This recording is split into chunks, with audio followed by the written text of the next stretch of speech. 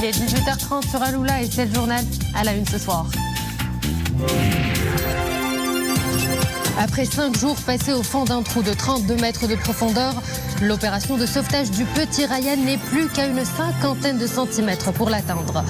Ryan aura survécu à la chute, à la solitude, au noir et au froid.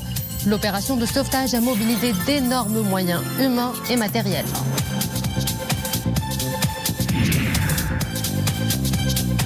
Depuis mardi dernier, le Maroc était tenu en haleine.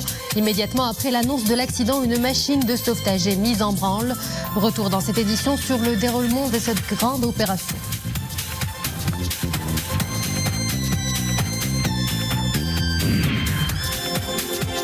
Et puis nous irons à Addis Abeba qui abrite les travaux de la 35e session ordinaire du sommet de l'Union africaine.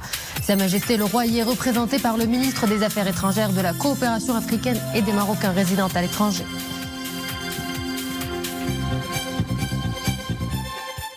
Bonsoir, dans très peu de temps, l'enfant Ryan devrait être sorti du trou où il est bloqué à 32 mètres de profondeur dans un trou de puits foré par sa propre famille au niveau du village d'Irren, relevant de la commune Tamourut dans la province de Chefchaouen.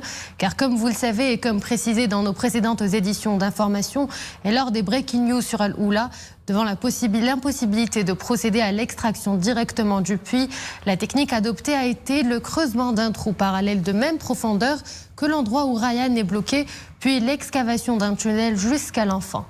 Les équipes y sont presque parvenues, encore une cinquantaine de centimètres à creuser pour atteindre le niveau où est bloqué l'enfant. D'énormes moyens humains et matériels sont mobilisés sur place depuis plusieurs jours, y compris des ingénieurs topographes et de gros engins pour creuser et déblayer les terrains. Les Marocains suivent depuis 5 jours avec beaucoup d'émotion les efforts de sauvetage de Ryan. Il y a quelques minutes, les sauveteurs ont informé nos équipes mobilisées sur place qu'il leur restait encore quelques cinquantaines de centimètres à creuser pour atteindre le petit enfant. Le creusement se fait désormais à la main car l'utilisation d'outils électriques s'accompagne de vibrations qui risquent d'engendrer des effondrements et éboulis et de mettre en danger la vie de l'enfant. Un hélicoptère médical de la gendarmerie royale est présent sur les lieux afin de transporter l'enfant immédiatement après son sauvetage à l'hôpital pour recevoir les premiers soins nécessaires, tandis qu'une ambulance avec un staff médical mené par un médecin spécialiste en réanimation a également été mobilisée.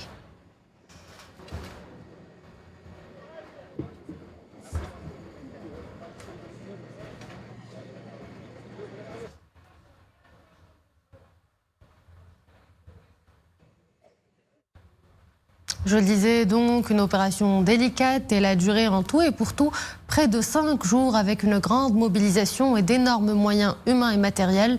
Après des jours et des nuits de mobilisation sans relâche et des jours d'angoisse, le petit Ryan est remonté des abîmes. Retour sur les événements avec Nissane El Hamdaoui.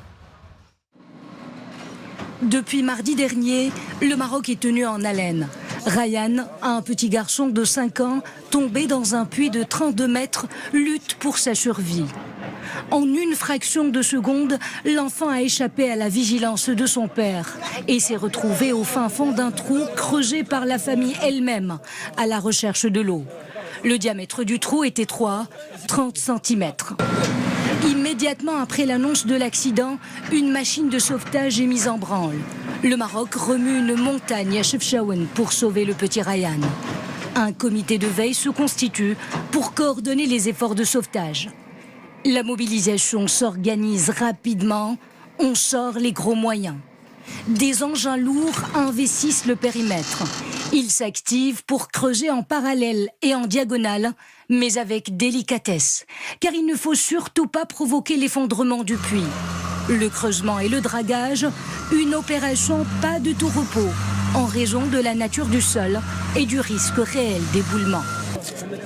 Parallèlement à ces opérations, des éléments de la protection civile ont déployé une caméra. Le but, s'assurer de l'état de santé de Ryan et communiquer avec lui afin de le maintenir conscient et tenter de lui faire comprendre qu'il n'est pas seul dans le trou. Pour ne pas perdre Ryan, des équipes lui acheminent de l'eau et de l'oxygène par tube. Les autorités locales n'ont rien laissé au hasard. Sur les lieux, un hélicoptère médical de la gendarmerie royale est mobilisé. Sa mission, transporter l'enfant immédiatement après son sauvetage à l'hôpital pour recevoir les premiers soins nécessaires. Une ambulance est également mise à contribution. À son bord, tout un staff médical sur le pied de guerre avec à sa tête un médecin spécialiste en réanimation. Tous les Marocains suivent cette opération inédite de sauvetage depuis mardi dernier, la main sur le cœur. Beaucoup d'émotions, de compassion aussi avec la famille du petit Ryan. Ce drame suscite un élan de solidarité à l'intérieur du pays et au-delà même de nos frontières. Et l'opération de sauvetage du petit Ryan se poursuit. Les équipes de sauvetage ne sont donc à quelques cinquantaines de centimètres pour l'atteindre.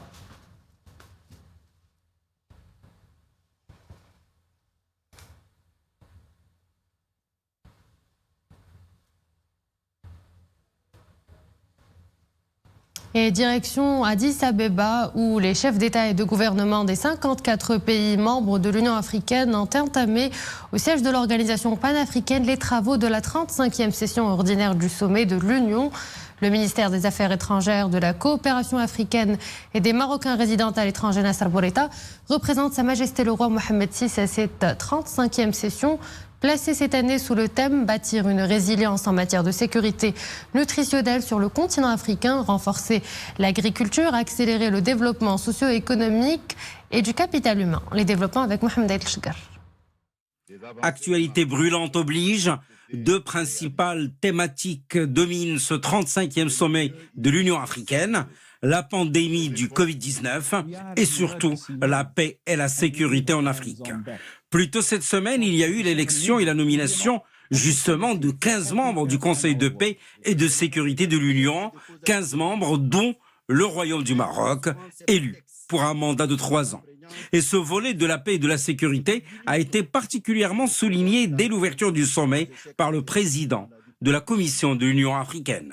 La situation sécuritaire du continent appelle désormais une vraie nouvelle approche qui devrait questionner notre architecture de paix et de sécurité et sa corrélation avec les nouveaux facteurs de déstabilisation de l'Afrique. En l'absence de ces sursauts d'intelligence et de décision, je me pose de sérieuses questions sur l'avenir de notre projet phare de faire taire les armes à échéance fixée. La deuxième thématique au centre des préoccupations du continent, l'impact de la pandémie du Covid-19, notamment la croissance de 2,1% en 2020 et l'accentuation du taux d'endettement de 10 points du PIB. Pour le nouveau président en exercice de l'Union africaine, le chef de l'État sénégalais, Macky Sall, les urgences sont liées justement à la santé et à l'économie, mais également à la lutte contre le terrorisme, le règlement pacifique des différends entre pays membres et la prise en charge des situations de crise interne.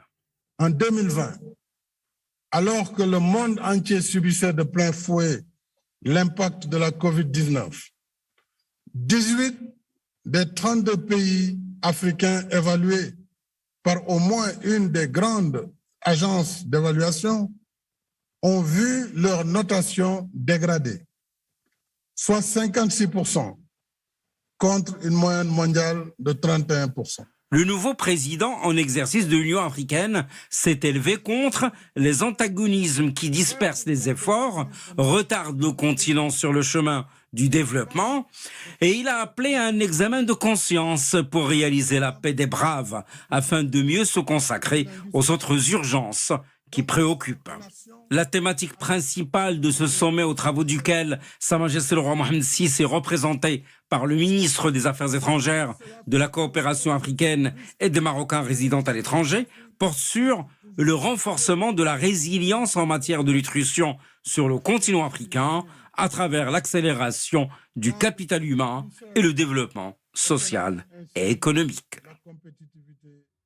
Jetant un coup d'œil à présent sur les chiffres des dernières 24 heures Covid, une baisse notoire des nouvelles infections, 2067 nouveaux cas ont été recensés. Malheureusement, pas de baisse du côté des décès. Ces dernières 24 heures, 35 décès ont été recensés. 653 patients se trouvent dans un état grave ou critique. Et côté vaccination, eh bien, plus de 4 719 000 personnes ont reçu leur troisième dose. Un peu plus de 23 103 000 personnes ont déjà reçu les 2 doses. Au moment où les primo-vaccinés se chiffrent à 24 676 000 personnes. Et plus que 2 jours nous séparent de la reprise du trafic aérien, une réouverture très attendue après une attente insoutenable. Au niveau des aéroports, pour accueillir le flux d'avions et surtout garantir la sécurité sanitaire des passagers, le protocole sanitaire a été mis à jour. Pour quitter le territoire national, le voyageur doit disposer d'un passeport vaccinal valide incluant la 3e dose. Les passagers vaccinés uniquement par la 2e dose et qui datent de plus de 4 mois et qui ont déjà contracté le Covid doivent présenter un test PCR négatif ou une attestation médicale de guérison. Pour accéder au territoire national, le voyageur doit présenter avant l'embarquement une fiche sanitaire de passager téléchargeable en ligne et se munir d'un pass vaccinal ainsi qu'un test PCR négatif datant de moins de 48 heures. À leur arrivée, les passagers seront testés aléatoirement au niveau des points d'entrée. En cas de positivité du test antigénique, les personnes asymptomatiques devront s'auto-isoler à domicile ou dans un hôtel, tandis que les personnes qui présentent des symptômes modérés seront pris en charge en milieu hospitalier selon le protocole sanitaire en vigueur. Et sur la mobilisation au niveau de l'aéroport international Mohamed V de Casablanca, je vous propose d'écouter le directeur de cet aéroport.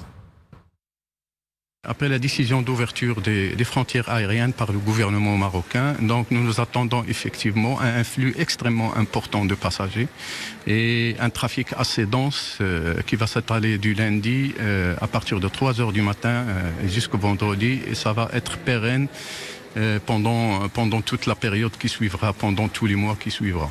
Donc nous attendons à pratiquement 62 mouvements arrivés et nous attendons également à un flux de 11 000 passagers.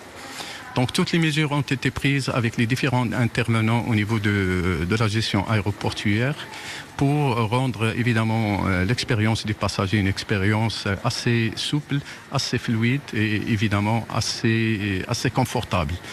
Donc par rapport aux mesures qui ont été prises par l'aéroport, notamment les mesures de prévention contre le Covid, comme vous l'avez bien constaté, donc il y a un certain nombre de dispositifs qui sont mis en place. Mais notre objectif, c'est de s'atteler à ce que les passagers passent le minimum de temps à l'aéroport et puissent être servis et confortablement et d'une manière très fluide. Ouvrons à présent notre page CAN, direction Yaoundé. Le match pour la 3e place opposera ce soir à 20h le Burkina Faso au Cameroun. Un match à suivre vu la belle prestation des 2 équipes depuis le début de la compétition. Et le match de la finale de cette CAN et qui opposera l'Égypte au Sénégal est programmé donc demain, dimanche 6 février à 20h au stade Olembe.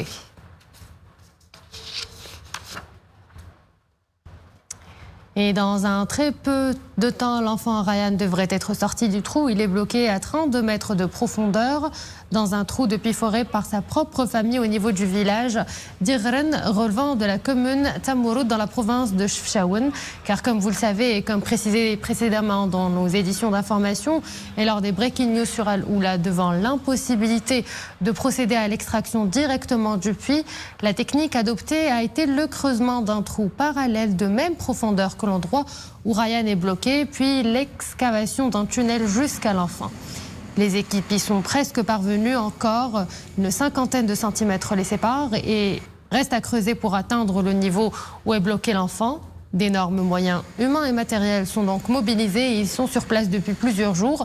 Des ingénieurs topographes, de gros engins pour creuser et déblayer le terrain.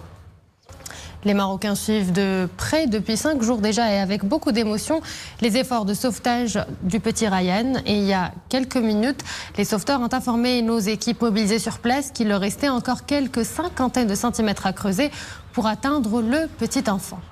Le creusement se fait désormais à la main car l'utilisation d'outils électriques s'accompagne de vibrations qui risquent d'engendrer des effondrements et éboulis et de mettre en danger la vie de l'enfant.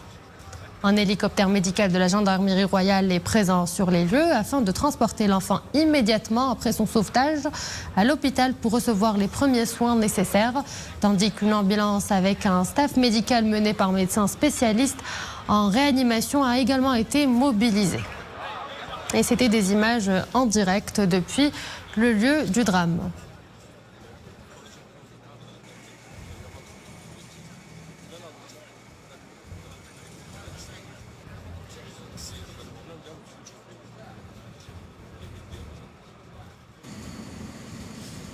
Et voilà, c'est la fin de cette édition. Merci à vous de l'avoir suivi. Excellente soirée sur Allo.